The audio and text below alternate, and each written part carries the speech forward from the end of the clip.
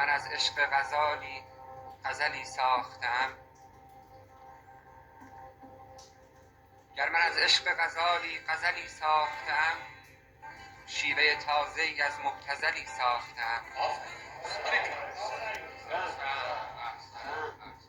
گر چو چشمش به سپیدی زده ام نقش سیاه، چون نگاهش غزلی بی بدلی ساختم. شکوه در مذهب درویش حرام است، ولی با چه یاران دغا و دغلی ساختم.